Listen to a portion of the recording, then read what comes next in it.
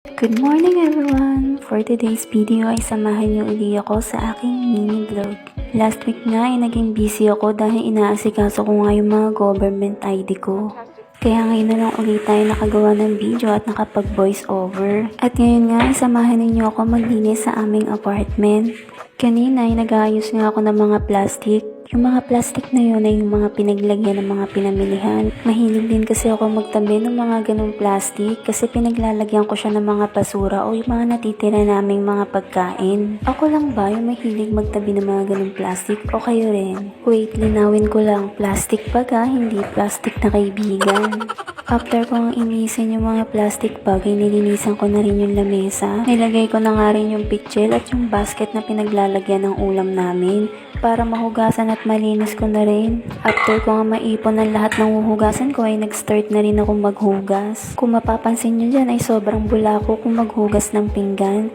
Ewan ko ba kung bakit gustong gusto ko yung mabula kapag naghuhugas ng pinggan. Feeling ko kasi sobrang nalilinis yung hinuhugasan ko kapag mabula. Pero syempre kapag naghuhugas tayo ng sobrang mabula ay kailangan natin yung anlawan ng ayos para hindi maglasang sabon. After ko nga magsabon ng lahat ng huhugasan ko ay nag-start na rin ako mag-anlaw ng mga pinggan. Kung mapapansin ninyo ay patay bukas ako ng gripo. Hindi ko kasi siya hinahayaang bukas kapag nilalagay ko na yung pinggan at tinataob ko. Sauce ko, ang mahal pa naman ng ng tubig ngayon, kaya kailangan magtipid tayo at huwag nating hayaan na maaksaya lang yung tubig lalo na kung di naman natin masyadong ginagamit. At after ko nga dyan sa lababo ay dito naman ako sa may ilalim ng lamesa. Patagal-tagal na rin hindi ko to masyado nawawalisan ng ayos kasi nga last week ay busy nga ako. Kung mapapansin ninyo ay hindi pa rin kami naglalagay ng linoleum dyan. Pinagdesisyonan namin na hindi na muna maglagay ng linoleum. Dahil nga nakasahig lang kami at walang linoleum, ay nagchichinelas na lang kami dito sa loob ng bahay. After ko nga dun sa may lamesa ay inimis ko naman dito sa may sopa.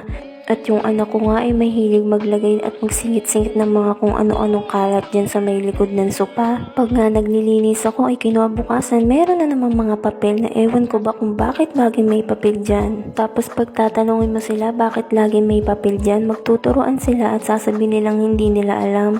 Mapapasabi ka na lang talaga ng minumulto na kami dito sa loob ng bahay. After ko maglinis dun sa sopa at sa lamesa ay naglaban na rin ako.